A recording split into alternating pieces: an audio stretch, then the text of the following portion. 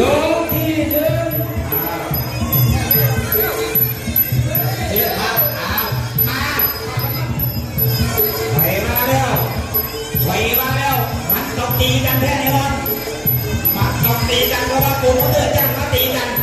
ว่าได้จ้างมาตีเอาแล้ว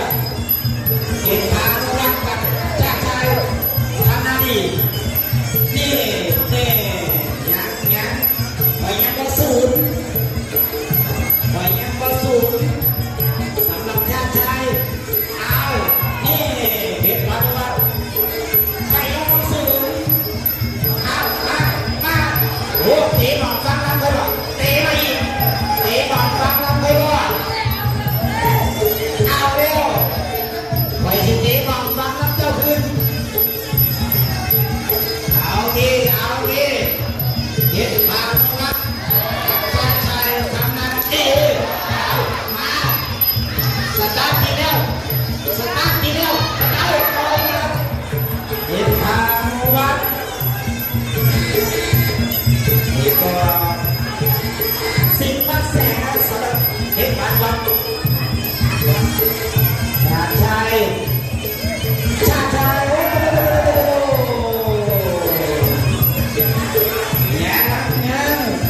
ยังยินเลยเห็นพานุรักษ์สิ่งมักแสงชาชายเอาแล้วมาสาดใส่เอาแล้วมาเจ้าเห็นกระโดดตุ้ยมันเกี่ยวมันทางเลยสาดใส่เอาแล้วว่าเจ้าอยากเห็นใครสาดใส่ทำหน้าดีละยังโอ้ยต้องฟันน้ำไปอีกแล้วไว้สิตัวมันต้องเจ้าเอาสาดใส่ได้เรียนบอกว่าสู้สบายมันเป็นอย่างเพียงก็เป็นอย่างสาดใส่อยู่ฐานแกแดงเอาเลยเดี๋ยวไปดูมาจะเอาว่าสาดใส่ทำหน้าดีต้องมากเกินไปเลยเอาแล้วไปแล้วหลังแงเอาแล้วเพี้ยนว่าเป็นอย่างเพี้ยนคอยสิ่งดีเจ้าดีโอ้ยสาดใส่ทำหน้าดี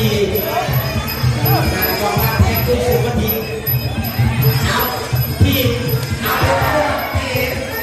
เฮ้ยซึ่งหน้ารอหรือเป็นปักก่อน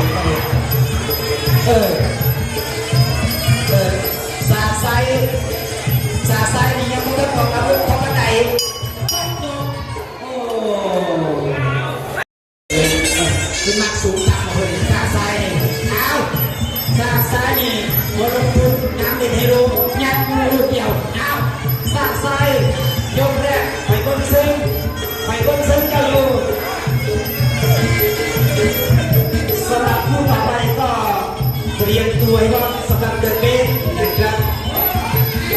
มาแล้ว16 กิโลสาดใส่มาแล้วสู้แล้วพอมาเวทีดีการเอาสิ่งเสียงเด็ดไหนหนึ่งดีกันตั้งแจ้งสาดใส่แล้วโอ้ยระวังสูงเนี่ยสาดใส่แพ้สูงเนี่ยที่อย่างเงี้ยไอ้ที่ดินมาแค่หักไฟแล้วท่านสาดใส่ลงมาสาดใส่โอเคเอาโอเคสาดใส่ออกมา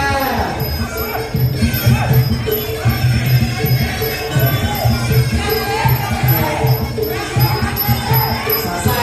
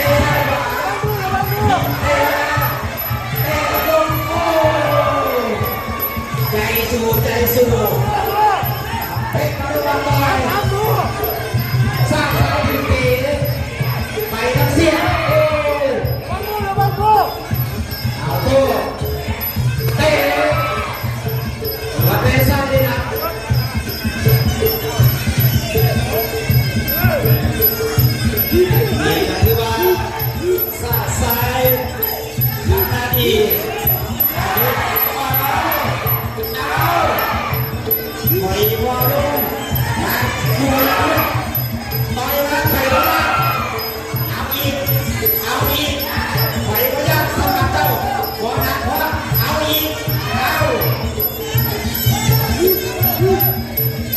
โอ้มีพี่พูดแล้วได้ต้องใส่เจ้าเจ้าทีก็เลยที่มันตามตลอดว่า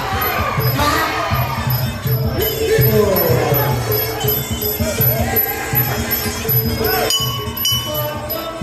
พูดแล้วเอามาแล้วเบิ่งไปเบิ่งมาแบบซ่าซ้ายสีโคกยกจนได้เอาแล้ว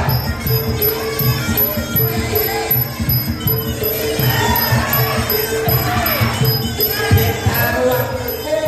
ยหักคอกระโดดใส่เท้าแหโอ้มาแล้วเด็กพานุวัฒน์ซ้ายคอยบอลเลี้ยงเจ้าแล้วซ่าซ้ายคอยบอลเลี้ยงเจ้าแล้วนี่เขาบอกว่าแพ้ชนะไม่สำคัญอยู่ที่น้ำใจนักกีฬาต้องมีแพ้มีชนะเก็บพันวันตีขวาชาโยเต๋ก็เป็นอย่างเพื่อนตอนนี้